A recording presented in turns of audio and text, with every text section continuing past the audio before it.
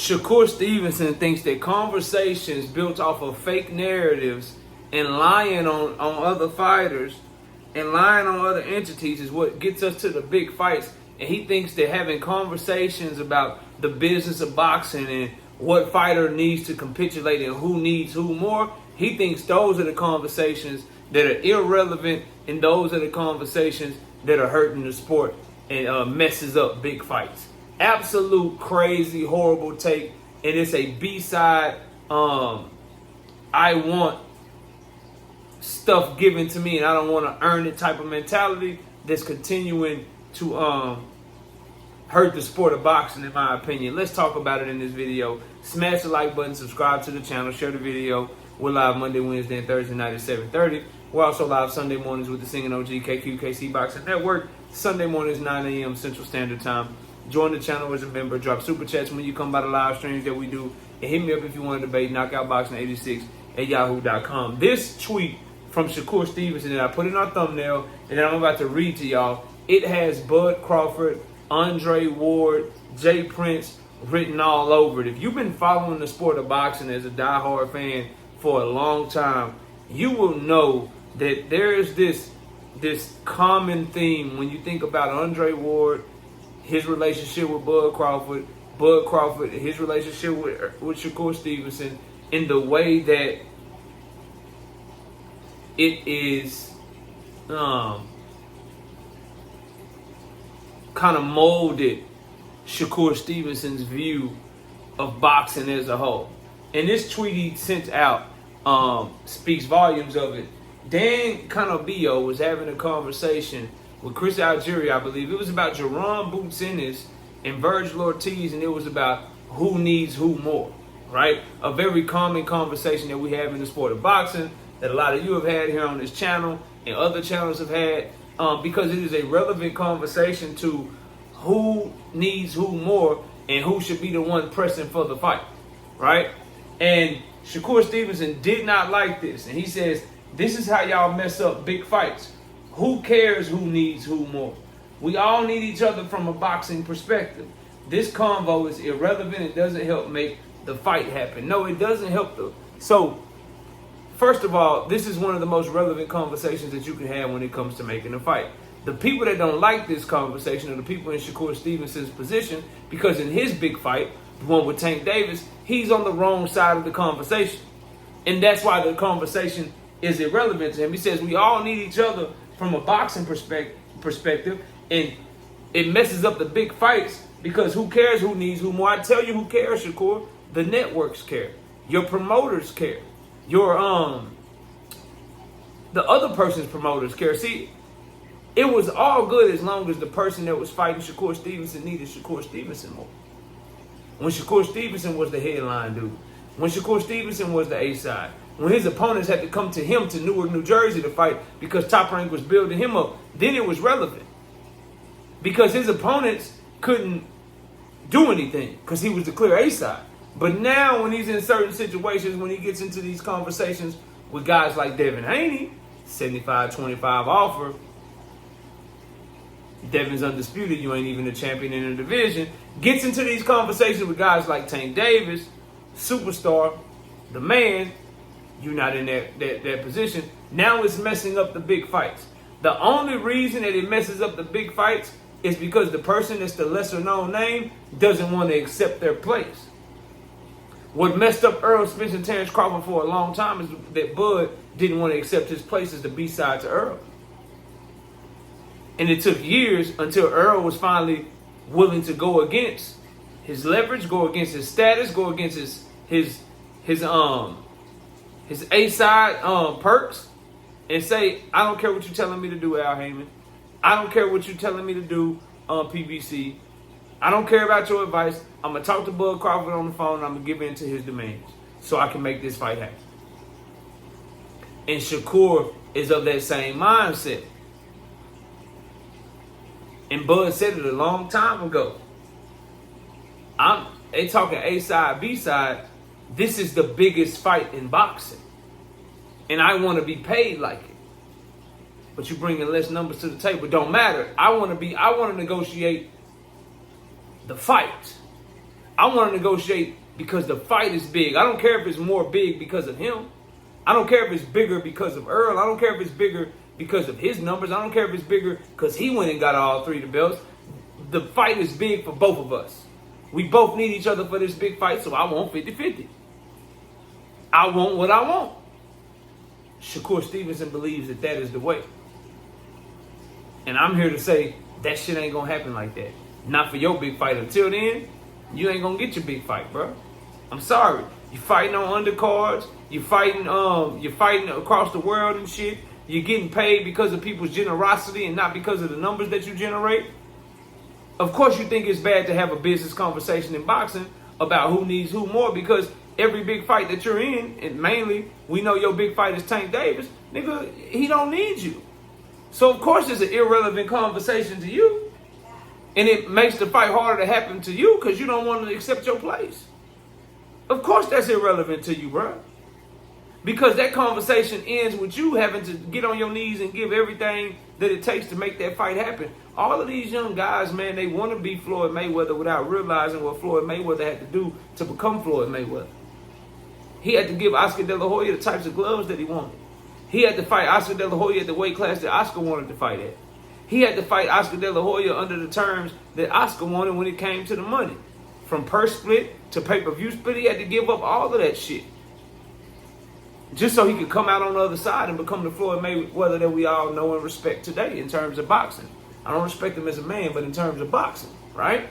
And in terms of how he handled his business on the business side of boxing. But what's happening, in my opinion, with Shakur Stevenson is he wants the money, he wants the respect, he wants the cachet in the business room when he doesn't do big business himself. You're not doing big business, bro.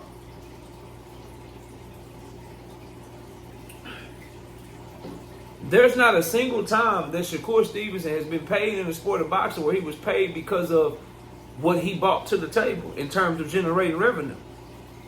He's always been paid on what he brought to the table because of his talent, what he brought to the table because of his accolades, what he brought to the table because someone was willing to invest in him. He's never been paid based off of how much he can generate at a live gate. He's never been paid based off of how many pay-per-views he can sell.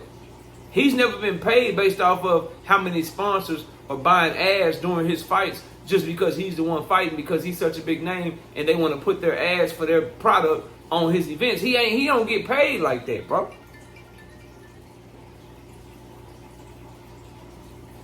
So when you're in his position and your pay is totally dependent upon the generosity of others and not what you bring to the table yourself, of course you have this perspective. And even from the boxing perspective, we all need each other from a boxing perspective. No, you don't. Tank has accomplished everything he's accomplished without you. You have accomplished everything that you have accomplished without Tank. The only thing Tank and Shakur need each other is for legacy for the fans and for the pride in the inner peace within themselves. To know that they fought each other and know who the better man was, or they're going to be asked about that shit in the barbershop for all time. But from a boxing perspective, there's plenty of other people that both of them can box.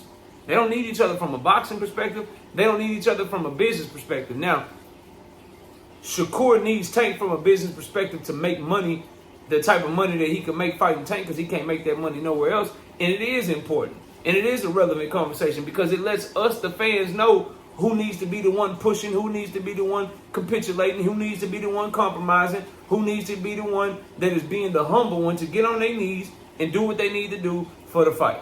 And when I say get on their knees, that just means being humble in negotiations, taking whatever's offered to you. And until he realizes that, I think he's going to continue to miss out on big fights. Because the worst kept secret in this situation is Tank Davis is not Earl Spence. You can say that's a good thing, or you can say that's a bad thing.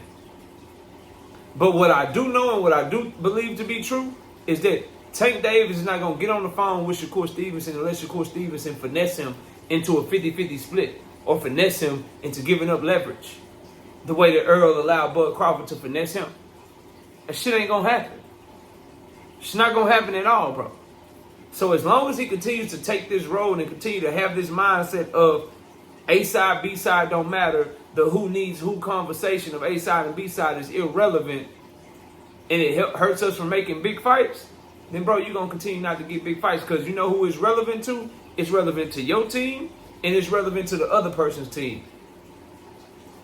It's almost like what Shakur said about the media that time.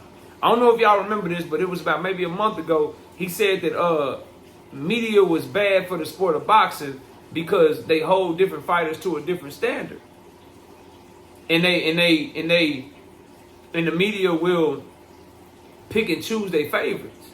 And I said he doesn't care about the media having their favorites. He cares about the media having their favorites, and their favorite ain't him. Because as long as he's your favorite, and you saying he's the greatest in the world, even though he hasn't proved it yet. As long as you saying you got him top 5 pound for pound. As long as you say, oh, that's the greatest defensive fighter that I've ever seen. He'll tell you that you're keeping it real. He'll tell you that you're keeping it 100. He'll tell you that you know you're boxing and shit like that. But if you're negative about him and you like somebody else, then that's when he cares about you being objective and not giving people their credit. So it's not that you don't care about media members being biased. If you're Shakur Stevenson, you care about them being biased against you. If they're biased for you, then you like that shit. Same thing in this conversation that we're having right now about the who needs who conversation and how it's irrelevant or whatever. Who needs who is irrelevant to Shakur Stevenson as long as he's the one that needs the other person. But all the times throughout his career where you flip it on his head and the fighter needs him more, and he's the A side and things are going through him, then that conversation is not irrelevant anymore. When he's fighting in Newark, New Jersey, and people are having to come to his hometown because they need his title shot opportunity. They need the opportunity on Top Rank. They need the opportunity on ESPN. When he was in that position of being the man in negotiations. When he was in that position to force Jamel Herring to have to give him more money. Because Jamel Herring needed it more. Because Shakur was in a position of power where if Jamel didn't take what the WBO had said that he was supposed to take, then they would have stripped his ass. So when he can use his position of power, and Jamel Herring needs Shakur Stevenson more, because that's the only place he has to go, because Top Rank is backing that young gun Shakur and not their old dog Jamel Herring. Oh, he loves that. It's not irrelevant then. It's not irrelevant then, bro. When Robson Casasiao needs Shakur Stevenson more, and Shakur Stevenson missed weight by over a pound, and he's the A side, and the event is going through him, and Robson Casasiao needed him more, and so he couldn't pull out, and he had to still take the fight with the belts only on the line for him. Shakur Stevenson had no problem with that conversation, bro. He had no problem with, okay, he need me more. We can still get the fight cracking. My team gonna get the job done, gonna give him whatever they need to give him. We can get it cracking because he need me more. This is my shit. It wasn't, oh, we need each other. Let me make sure I make 130 pounds. Oh, we need each other. I'm going to make sure that I let him know ahead of time that I might miss weight so he can miss weight too if he want to, so I don't have him cutting weight and then I can't even cut weight all the now. See, that shit, it didn't matter. It mattered then. It's cool to take advantage of it in those situations. When Artem just needs a title shot opportunity, he got to come to Shakur neck of the woods to get it. Coming off of a loss. When Yoshino need a title eliminator, and Shakur is the A side, and Yoshino don't have no promoter that's willing to put up money for the fight, and Shakur can make shit come to him and make Yoshino come to America, and he don't have to go to Japan, it's not irrelevant then about who needs who more. It only becomes irrelevant when he's on the short end of shit. That's called hypocrisy at its finest, bro. He's dead ass wrong, and either he don't know it or he don't care. Y'all let me know what y'all think. The conversation of who needs who more is a very important conversation for fans and analysts and media members to have, because it lets us know who should be pressing. Who should be pressing. Who should be going full steam ahead and not being the one acting all arrogant and shit. I'll leave y'all with an analogy, bro. If you looking for a job and somebody is offering a job, the person offering the job still needs somebody to do the work. The person that needs the job can do that work. But who needs who more? Probably the person looking for a job, right?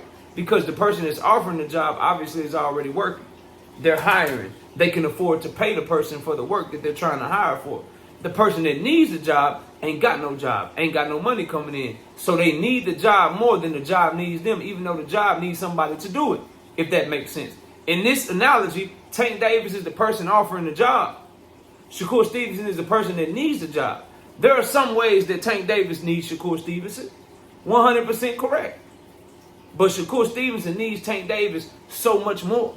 Because Tank Davis is the one offering the shot at superstardom. He's the one offering the shot to headline and do a big live gate no matter what. He's the one offering big time streaming numbers if you fighting on streaming service, or big time pay-per-view numbers if y'all fight on pay-per-view. He's the one offering all that to you. Now, Tank may still need Shakur Stevenson for his legacy. He may still need Shakur Stevenson to shut his haters up. He may still need Shakur Stevenson to unify one day. Like, he still may need him for certain things. But when it comes down to it, Shakur needs him far more than Tank Davis needs Shakur Stevenson. So it's incumbent upon Shakur to act like it. And these are the conversations that he doesn't want people having. And so he tries to act like it's irrelevant and like it's somehow hurting the sport or it's keeping a big fight from happening. The only reason it will keep a big fight from happening is if you don't understand your place in the equation. Or if you don't accept your place in the equation because you don't want to accept the fact that you're the one that's looking for work. And that's why he tweeted this tweet out. But y'all let me know what y'all think. Comment below, smash the like, sub up. I see y'all soon. Peace!